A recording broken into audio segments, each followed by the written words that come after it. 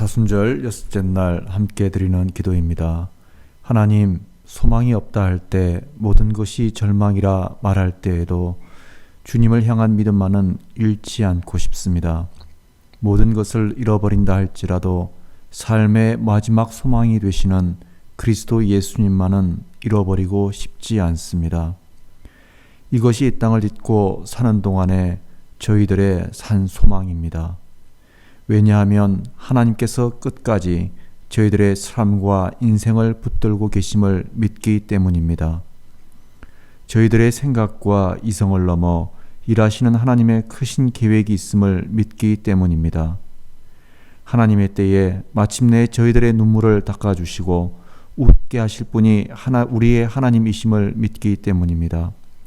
하나님, 그래서 오늘도 주님을 더욱 의지합니다. 모든 힘과 정성을 다해 주님을 예배하는 삶을 살고자 의지를 다집니다.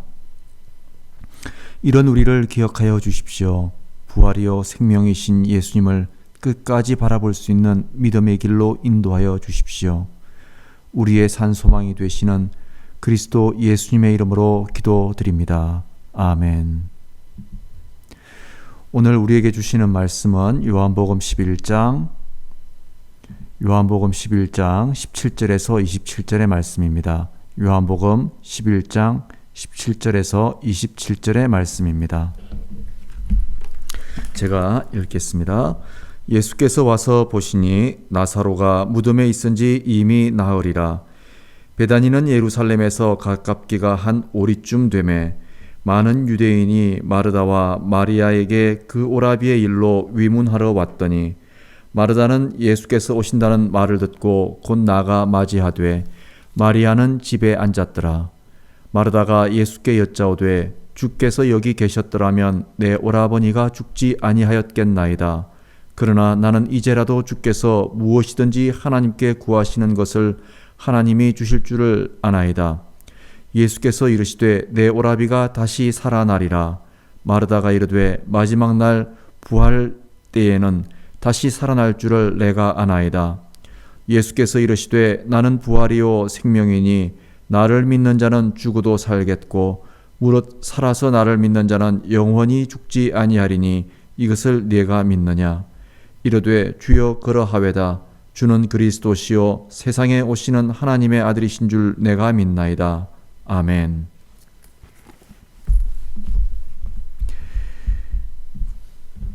네. 오늘 말씀에 보면 나사로가 무덤에 있은지 이미 나흘이 되었다라고 말씀합니다. 우리가 어제 말씀을 묵상해 보았듯이 나사로는 깊은 병중에 있었고 이 나사로를 살리기 위해서 그의 자매들이 예수님에게 사람을 보냈는데 예수님께서 바로 가시지 않고 이틀을 더 계시다가 출발하셨다라고 말씀합니다. 그런데 오늘 말씀에 보면 나사로가 이미 죽은 지 오래되었습니다. 무덤에 있은 지가 나흘이 되었다라고 말씀합니다.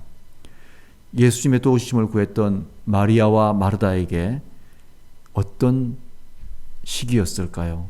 산 소망이 절망이 되는 순간이었을 것입니다.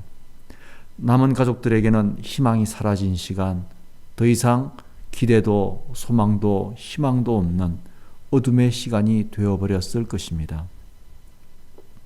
절망 가운데 있는 그들의 입장에서는 너무 늦어버린 시간에 예수님께서 찾아오셨습니다. 예수님을 맞이하러 나온 마르다가 예수님께 말을 합니다. 먼저 오늘 말씀에 보면 예수님께서 21절에 예수님을 향해서 이렇게 말씀하죠. 여기 계셨더라면 내 오라버니가 죽지 아니하였겠나이다.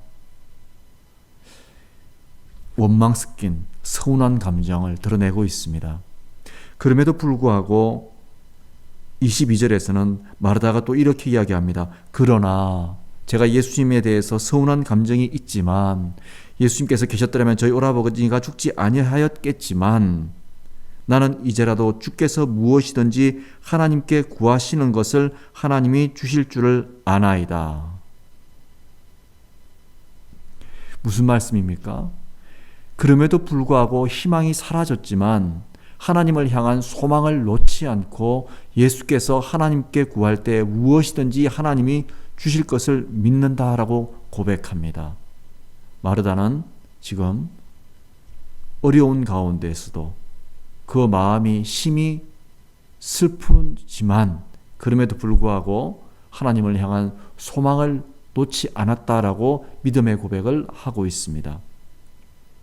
절망 중에도 소망을 놓지 않고 주님의 손길을 기다리는 것, 이것이 믿음입니다.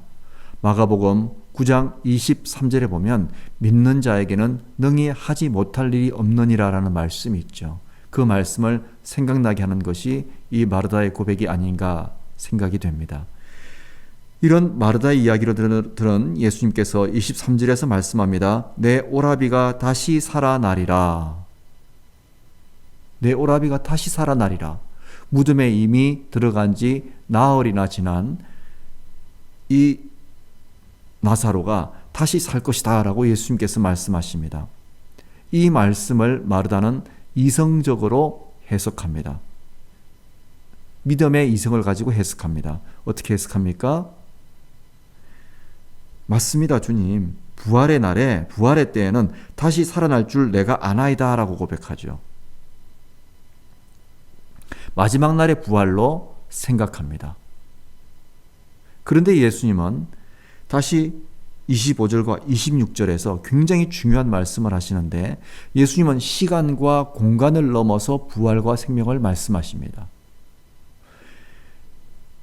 마르다는 앞으로 다가올 날에 부활을 이야기한 것에 비해서 믿음으로 고백한 것에 반해서 예수님은 그것이 아니라 시간과 공간을 넘어선 부활과 생명을 말씀하십니다.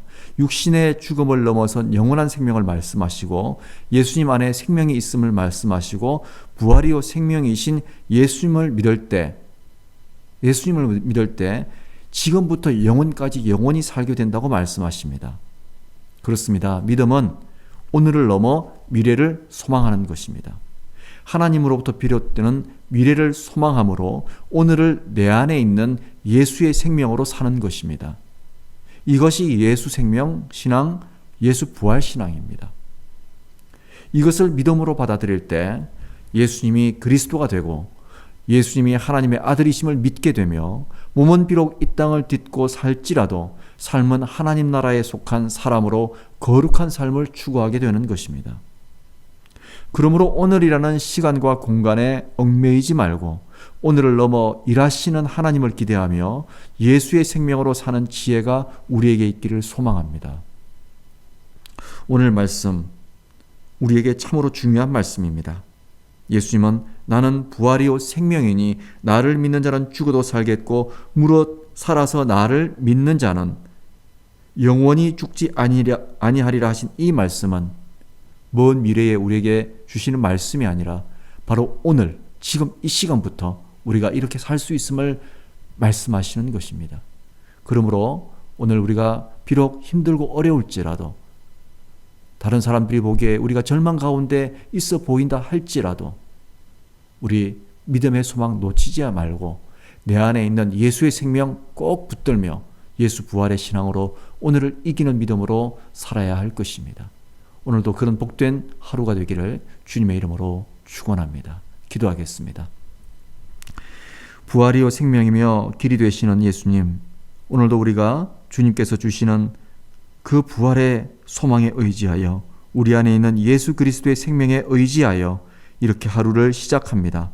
오늘도 우리의 믿음을 고백하는 하루 되게 하시고 믿음으로 사는 하루 되게 하시며 절망 가운데에서도 어려운 가운데에서도 하나님을 향한 소망 가운데 하나님께서 행하실 크신 일을 바라보며 살아가는 우리가 되게 하여 주시옵소서. 사순절 6째 날 이 하루도 주님께 의지하오며 예수님의 이름으로 간절히 기도드립니다. 아멘.